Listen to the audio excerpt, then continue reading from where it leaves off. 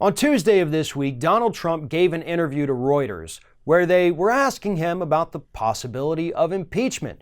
After all, the president has been implicated in felony activity by his former lawyer/fixer Michael Cohen. He is very clearly the individual one listed in those court filings. So Reuters was asking, hey, what's up with this?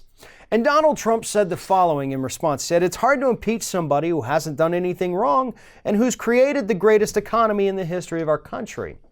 I'm not concerned, no. I think that the people would revolt if that happened.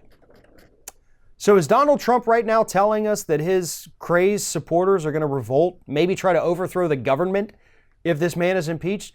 And before we actually even dive into that a little bit, let's talk about the fact that it doesn't matter how good the economy is, which it's really not as good as you say it is, certainly not the best we've ever had, not even close to it, idiot.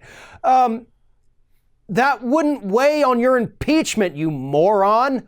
You can't go out there and do all these illegal things and then say, yeah, but we created 150,000 jobs last month, so let's call it even, right? That's not how it works. That is not how this works.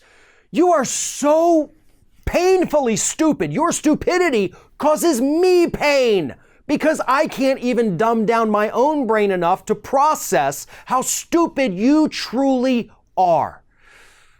But this is less about stupidity and more about how frightened you are, because that's what's happening here. And to address your second point, the bigger point about the revolt that'll take place if you get impeached, let me tell you what's going to happen with this so-called revolt that you're predicting. Right now, you're starting to lose a little bit of support from some of your most hardcore supporters. Not many, but some.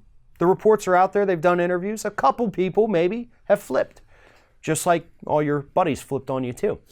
But a lot of your support is coming from insecure people.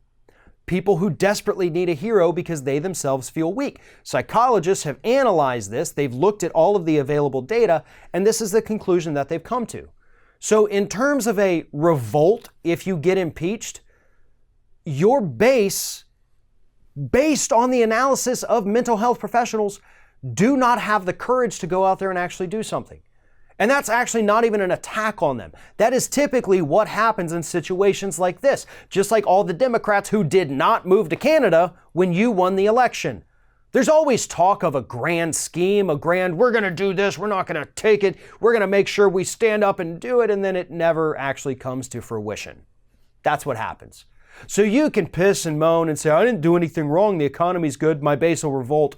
None of those are going to save you from impeachment. Because yeah, you have done things wrong. You're implicated in felony activity. No matter how you spin it, no matter how you try to say, no, that was a private transaction, you've basically admitted to it at this point. Now, I don't see impeachment on the immediate horizon. I don't even know that it will actually happen. But what I do know is that at some point you're going to have to answer for all the crimes that you have at least been implicated in. And that time may come during the 2020 presidential election. If enough evidence comes out showing that you have committed crimes, maybe the Democrats don't even worry with trying to impeach you and instead make your criminal activity the flashpoint of that campaign. And if they do, then you'll have to deal with the comeuppance from the American voters, and it's going to be up to them to decide whether or not they want a criminal serving in the White House.